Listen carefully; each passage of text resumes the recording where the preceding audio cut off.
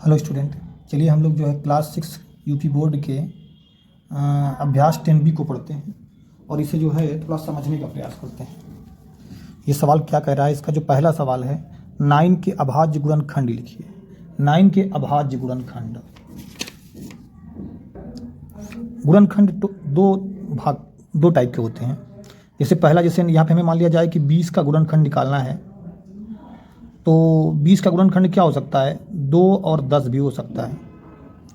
तो 2 तो अभाज्य गुणनखंड है, लेकिन 10 अभाज्य गुणनखंड नहीं है, क्योंकि इसके और भी गुणनखंड किए जा सकते हैं। जैसे 2 पंचे 10, 5 एक 5, यानी 10 के 2 और 5 गुणनखंड किए जा सकते हैं। इसलिए जो है अभाज्य गुणनखंड मतलब जिसको हम एक और स्वयं के अलावा किसी अन्य संख्या से ना काट सकें, तो वो अभाज्य गुणनखंड होता है। अन्यथा जैसे इसमें 10 अभाज्य नहीं है, भाज्य गुणनखंड है, और 2 क्या है, अभाज्य गुणनखंड है। तो हमें 9 के अभाज्य गुणनखंड ज्ञात करने हैं। तो 9 के अभाज्य गुणनखंड क्या होंगे, 9 3 से कटेगा, 3 त्रिक्का 9, 3 एकम 3। 9 को 9 से भी काटा जा सकता है, लेकिन 9 उसका अभाज्य गुणनखंड नहीं होगा। तो इसके अभाज्य गुणनखंड क्या निकले, 3 और 3। तो यहाँ पे हम क्या लिखेंगे, 3 और 3 लिख सकते हो, यही इसका आंसर है, यानी 3 गुणित 3 ये अभाज्य गुणनखंड है। यदि किसी संख्या के अभाज्य गुणनखंड 2, 2 और 3 है, तो वह संख्या बताइए। तो ये तो बड़ा सिंपल है, तो यहाँ पे हम लिख लेते हैं 2, 2 और 3। तो संख्या क्या होगी, 2 दूनी 4, 4 में 3 से गुणा करें 4 तिहाई 12, वो संख्या क्या होगी, 12 होगी। ये आपका आंसर हो गया। अब देखिए क्वेश्चन नंबर 3, वह संख्या के एक संख्या के गुणनखंड 8 और 3 है, तो उसके अभाज्य गुणनखंड क्या होंगे। अब देखिए इसमें 3 तो अभाज्य है, इसको कुछ नहीं करना है आपको, लेकिन 8 अभाज्य नहीं है। 8 का अभाज्य गुणनखंड क्या होगा, 2 चौको 8, 2 दूनी 4, 2 एक 2, यानी इसका 3 2 जो है अभाज्य गुणनखंड होगा। तो यहाँ पे लिख सकते हो अभाज्य गुणनखंड बराबर अभाज्य गुणनखंड बराबर क्या होगा, 2 2 2 और 3, ये होगा। या तो ऐसे भी लिख सकते हो या ऐसे भी लिख सकते हो, 2 2 2 और 3, ये अभाज्य गुणनखंड है। ये आपका हो गया। अब देखिए क्वेश्चन नंबर 4 देख लेते हैं। 4 क्या कह रहा है, 60 के लिए 2 भिन्न भिन्न गुणनखंड वृक्ष दिए गए हैं, इनमें अज्ञात संख्याओं को अपनी अभ्यास पुस्तिका में लिखिए। तो यहाँ पे 60 का गुणनखंड क्या है, 6 और 10 है। अब 2 का पहाड़ा कितनी बार पढ़ेंगे, 6 आएगा 3 बार, तो यहाँ पे हम 3 लिख देंगे। और 10 का पहाड़ा हम क्या ले लेते हैं, अभाज्य गुणनखंड या भरना है यहाँ पे, क्योंकि इसमें से अभाज्य गुणनखंड निकल रहा है। 10 का क्या निकलेगा, 2 पंचे 10, ये भर गया। अब इसमें देखिए 30 दूना 60, इधर तो अभाज्य गुणनखंड रहेगा, लेकिन इधर जो है भाज्य गुणनखंड रहेगा आपका, यहाँ लास्ट में अभाज्य रहेगा। अब देखिए यहाँ पे 30 का 10 तिहाई 30, यहाँ पे 3 आएगा। यहाँ पे 10 है तो इसका क्या होगा, 2 और 5 होगा, 2 पंचे, क्योंकि इसका गुणनखंड करोगे तो ये आना चाहिए। जिसके गुणनखंड है, जैसे मान लिया जाए हमने 30 के गुणनखंड ज्ञात किए हैं, 30 के 2 15 में 30, 3 पचे 15, 5 एक 9, तो 2 और 3 और 5 निकला। अगर इसको एक संख्या गुणनखंड निकालोगे तो गुणा करने पे वही संख्या आनी चाहिए। 2 तिहाई 6, 6 पन 30, यानी गुणनखंड सही है। अगर गुणनखंड गुणा करने पर अगर इसे 2 पंचे 10 नहीं आ रहा है यहाँ पे, जिसका गुणनखंड निकाल रहे हैं, तो फिर हमारा सवाल गलत हो जाएगा। अब इसी क्वेश्चन नंबर 5 देखते हैं। 4 अंकों की सबसे बड़ी संख्या लिखिए और उसे अभाज्य गुणनखंड के रूप में व्यक्त कीजिए। तो 4 अंकों की सबसे बड़ी संख्या क्या है, डायरेक्ट हम लिखते हैं 4 9 बना देते हैं। आप ऐसे भी लिखते हैं 4 अंकों की सबसे बड़ी संख्या बराबर 4 9, 9999। अब इसके अभाज्य गुणनखंड निकालने हैं, तो हम ऐसे करके इसको अभाज्य गुणनखंड निकाल लेते हैं। लास्ट में 9 है तो इसका मतलब ये 3 से कटेगा, 9 9 है ना, तो 3 त्रिक्का 9, 3 त्रिक्का 9, 3 त्रिक्का 9, 3 त्रिक्का 9 कट गया। अब उसके बाद फिर इसको 3 से काटेंगे, 3 एक 3 3 एक 3 एक 3 एक 3। अब 1111 हो गया, तो इसको हम किससे काटेंगे, 11 से ही काट देते हैं। 11 एक 11, बीच में 2 संख्या लेंगे तो 0 बढ़ाना पड़ेगा, 11 एक 11। फिर ये 101 अभाज्य संख्या, इसको 101 से ही काटना पड़ेगा, तो 101 से हमने काट दिया इसको। तो अब इसका अभाज्य गुणनखंड क्या निकला,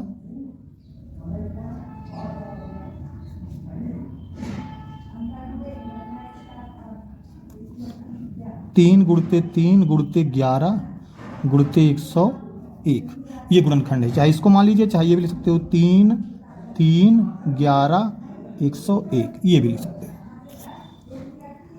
अब क्वेश्चन नंबर 6 देख लेते हैं क्या कह रहा है। 5 अंकों की सबसे छोटी संख्या लिखिए और उसे अभाज्य गुणनखंड के रूप में व्यक्त कीजिए। तो 5 अंकों की सबसे बड़ी संख्या क्या, सबसे छोटी संख्या क्या होती है? 1 बना के 4 0, ये हो गया 10,000। अब उसके अभाज्य गुणनखंड भी निकाल लेते हैं। ये देखिए लास्ट में 0 है तो 2 से कटेगा, 2 पंचे 10, बाकी 0 उतार लिए 5000। फिर 200 काटेंगे, 2 दूनी 4, इसमें 1 बच गया, 10 हो गया, 2 पंचे 10 2500। फिर 2 से काटेंगे, 2 1 अन्नम 2, 2 दूनी 4, इसमें 1 बच गया, 2 पंचे 10 1250 हो गया। फिर 2 से काटेंगे, 2 छंग 12, 2 दूनी 4, 5 था तो 1 बच गया, 2 पंचे 10।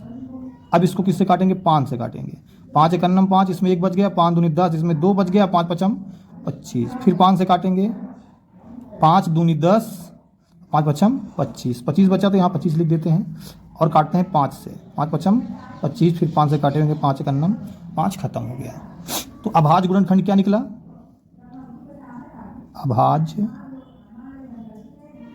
गुणनखंड बराबर 2 2 2 2 4 2 है, 4 5 है, ये हो गया। ये आपका गुणनखंड, चाहे ये लिख सकते हो चाहे ये भी लिख सकते हो। 2 2 2 2 5 5 5 5, ये भी लिख सकते हो। अब 7वां क्वेश्चन सवाल देख लेते हैं हम लोग। 7वां सवाल क्या कह रहा है? 1728 के अभाज्य गुणनखंड भाग विधि द्वारा ज्ञात कीजिए। तो भाग विधि यही है, समझ लीजिए। तो 1728 का निकाल लेते हैं। 1728 लास्ट में 8 है, इसका मतलब 2 से ही कटेगा।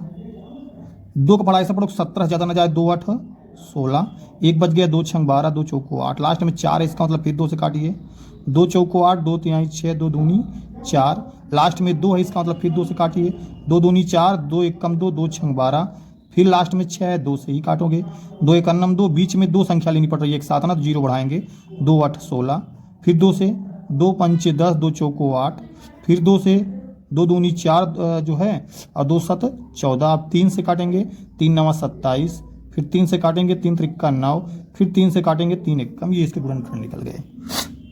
अभाज्य गुणनखंड बराबर क्या होगा? 2 2 2 6 2 है क्या?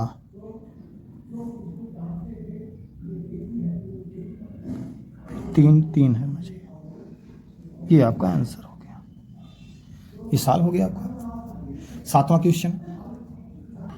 हम लोग जो है 8वां क्वेश्चन देखते हैं। निम्नलिखित संख्याओं के अभाज्य गुणनखंड ज्ञात कीजिए। सभी के अभाज्य गुणनखंड निकालने हैं। तो पहले हम लोग 112 का निकाल लेते हैं। लास्ट में क्या है? लास्ट में 2 है तो 2 से ही कटेगा, 2 पंचे 10 ले लिए, 11 हुआ तो यहाँ पे 1 बच गया, 2 छंग 12, फिर 2 से काटेंगे, 2 तिहाई 2 दूनी 4, 1 बच गया, 2 8 16, फिर 2 से काटेंगे, 2 1 अन्नम 2, 2 चौको 8, फिर 2 से 2 7 14, फिर 7 अभाज्य गुणनखंड है, अभाज्य संख्या तो 7 1 अन्नम 7। तो इसका गुणनखंड क्या निकला? 2 2 2 2 इंटू 7, ये निकल गया। बाकी जो लिखना वगैरह है आप लोग अपने से कीजिएगा। अब 120 का अभाज्य गुणनखंड निकाल लेते हैं। 120 से क्या होगा? इसको भी निकाल लेते हैं। लास्ट में 0 है तो 2 से ही कटेगा, 2 छंग 12 60 आ गया, 2 30 हो गया, 2 तिहाई 6, फिर 2 1 अन्नम 2, 1 बच गया, 2 पंचे 10 15 हो गया, फिर 2 से नहीं कटेगा, 3 से काटेंगे, 3 पच्चे 15, 5 को 5 से काटेंगे, अन्नम खत्म हो गया। इसका क्या निकला? 2 इंटू 2 इंटू 3 इंटू 5, ये होगा इसका। अब तीसरे क्या हो गया? 135 का लास्ट में 5 है तो इसका मतलब ये या तो ये 3 से कटेगा या तो 5 से। तो चेक कर लेते हैं। 5 3 8 1 9, इसका योग जो है 9, 5 3 8 1 9, योग 9 है, इसका मतलब 3 से 9 कट रहा है ना, तो इसका मतलब ये 3 से कटेगा। 3 चौको 12, 1 बच गया, 15 हो गया, 3 पछे 15, फिर 3 से 3 1 अन्नम 3, 1 बच गया, 3 पछे 15, फिर 3 से 3 पछे 15, फिर 5 1 अन्नम 5 हो गया। तो इसका गुणनखंड क्या निकला? 3 3 3 इंटू 5, ये हो गया। अब यहाँ पे देखो 140 है तो इस लास्ट में 0 है तो इसका मतलब 2 से ही कटेगा, 2 7 14 जीरो हो गया। फिर 2 से काटेंगे 2 तिहाई 6, इसमें 1 बच गया, 7 तो था 6 ही गया ना, तो 1 बच गया, तो 2 पंचे 10। अब ये 3 से नहीं कटेगा, इसका 5 3 8 योग आ रहा है, तो इसका मतलब हम 5 से काटेंगे, 5 7 35, 7 1 7, ये हो गया आपका। अब 150 का देख लेते हैं। ये किससे कटेगा, लास्ट में जीरो है तो 2 से ही कटेगा। 2 7 14, 1 बच गया, 2 पंचे 10। अब ये 2 से नहीं कटेगा, लास्ट में 0 2 4 6 8 नहीं है, तो इसका मतलब ये किससे कटेगा, 7 5 12, इसका योग 12 आ रहा है जो कि 3 से कटेगा, तो 3 से कट जाएगा। 3 दूनी 6, 1 बच गया, 3 पचे 15, फिर 25 को 5 5 25, फिर 5 1 5, ये हो गया इसका। गुणनखंड क्या निकला, 2 × 3 × 5 × 5, ये निकल गया। अब यहाँ 1228 का निकालना है। 1228 का गुणनखंड निकाल लेते हैं, लास्ट में 8 है, तो पहले हम 2 से काटेंगे। 2 छंग 12, 2 1 2, 2 चौको 8, फिर 2 से काटेंगे, 2 तिहाई 6, 2 7 14। अब 307 आ गया। 307 किससे कटेगा, हमारे हिसाब से ये अभाज्य संख्या है, तो इसको 307 से ही काट देते हैं। तो ये जो है 307 1 307, तो इसका गुणनखंड क्या निकला, 2 × 2 × 307, ये आपका आंसर हो गया। ये देखिए क्वेश्चन नंबर 1 सॉल्व हो गया। चलिए अब क्वेश्चन नंबर 10 देख लेते हैं। इस चैप्टर का लास्ट सवाल है, रिक्त स्थानों की पूर्ति कीजिए। वे संख्याएं जिनके 2 या 2 से अधिक अपवर्तक होते हैं, अपवर्तक मतलब गुणनखंड, जैसे कि मान लिया जाए कि ये 10 लिख दिए, 10 का गुणनखंड क्या होगा, 1 भी होगा अपवर्तक, 2 भी होगा, 5 भी होगा और 10 भी होगा। यानी इसके क्या है, इसके अपवर्तक जो है वे संख्याएं जिनके 2 या 2 से अधिक अपवर्तक, 2 हो या तो 2 से अधिक अपवर्तक हो, तो ये 10 है। यानी वो की संख्या क्या होगी, वो संख्या भाज्य संख्या होती है। क्या होती है, भाज्य संख्या। तो यहाँ पे लिख सकते हैं आप भाज्य संख्या है, भाज्य संख्याएं। ये क्या होंगी, भाज्य संख्याएं होंगी। वे संख्याएं जिनके अपवर्तक 1 और स्वयं, वह संख्या क्या होती है, वो तो अभाज्य होती है, जिसका जैसे 7 है, यहाँ पे 7 है, 7 का अभाज्य मतलब अपवर्तक क्या होगा, 1 और 7, यानी 1 और स्वयं के अलावा कोई अपवर्तक नहीं होगा, तो वो अभाज्य संख्या कहलाती है। क्या कहलाती है, अभाज्य संख्याएं।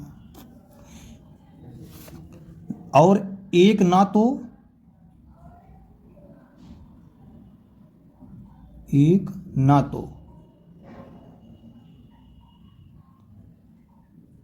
अभाज्य और ना ही भाज्य है, अभाज्य है। तो इसमें क्या भरेंगे, एक ना तो भाज्य, क्या होगा, भाज्य, और ना ही अभाज्य। एक ना तो भाज्य संख्या और ना ही अभाज्य संख्या है। संख्या के अपवर्त 7 14 21 24, यहाँ पे 24 नहीं, यहाँ पे 7 21 7 चौक 28 होना चाहिए, और यहाँ पे 35 मान सकते हो या कुछ अन्य और भी मान सकते हो। तो वह संख्या अपवर्त है, तो वह संख्या क्या होगी, 7 होगी। इसके अपवर्त ज्ञात किया गया है, यानी 7 किसको किसको विभाजित कर सकती है, 7 से कौन कौन सी संख्या कट सकती है, जिससे 7 14 21 28 35 कट जाए, तो वो मतलब क्या होगी, वो 7 होगी। तो ये हमारा जो है चैप्टर ख़त्म होता है। अगर वीडियो अच्छा लगे तो लाइक ज़रूर कीजिएगा, और हो सके तो सब्सक्राइब कीजिएगा। धन्यवाद।